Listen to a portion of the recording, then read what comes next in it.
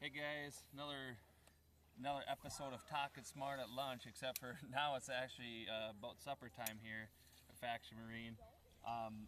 Something I kind of wanted to talk about today is something that I don't know is completely understood in the industry. Some people take it for granted, but even asking my rep today if they had comments about draft, I got a couple different answers, and I thought, you know what, this would be a good opportunity for us to talk about what draft is on boats. And this applies to everything. Draft applies to, canoes, to sea-doos, to towboats, all kinds of stuff. What I wanted to talk to you today was about the draft here. We've got a 257 here, a very big boat, 6,200 pounds dry.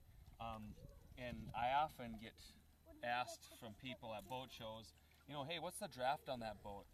And the draft on a lot of our boats are in the 30 to 36 inch range, depending on the boat, the model.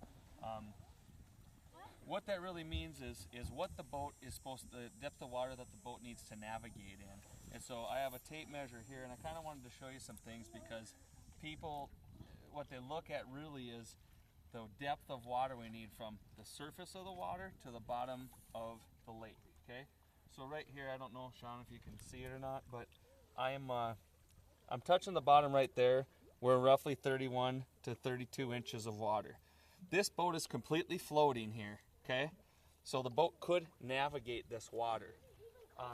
And the funny thing is what you would read from the boat inside on the screen, the depth you're going to read here is about 1.5 to 2 feet on your transducer.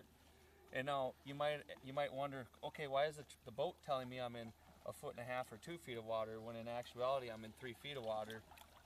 Well, it's because if you really look at a boat, and we'll take a look at this later, but a boat, especially our boats, are kind of shaped like this. They V down from the sides, they V down to the bottom of the hull.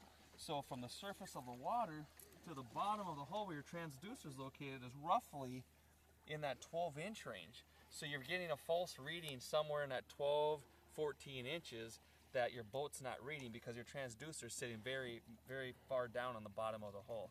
So that's one thing I get a lot when people are asking, because we live, we have the chain of lakes here and people have to get through from Carlos to La Hamadu or Carlos to Darling.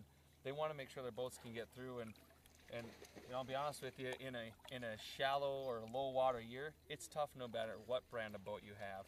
But really understanding what your draft is and the depth of where your transducer is located to the bottom of the water is what we're really looking to find. So that's kind of a little tip there. If you have your boat sitting in the garage, you can measure from roughly where you think the water line is. I mean, on this boat, we're looking at about 5-6 inches from the bottom of the boat to where the water line is on the boat. Some boats have more displacement than others, so they may float a little more, sink a little more. But roughly think 5 to 6 inches off the side of the boat is where your water line is going to be. And then measure that from that down to the bottom of the hull to get where your transducer is located, so you can get a true indication of water depth you have and the clearance. If you guys have any more questions or want some more information on this, feel free to message us or check us out at factionmarine.com. Thanks for watching.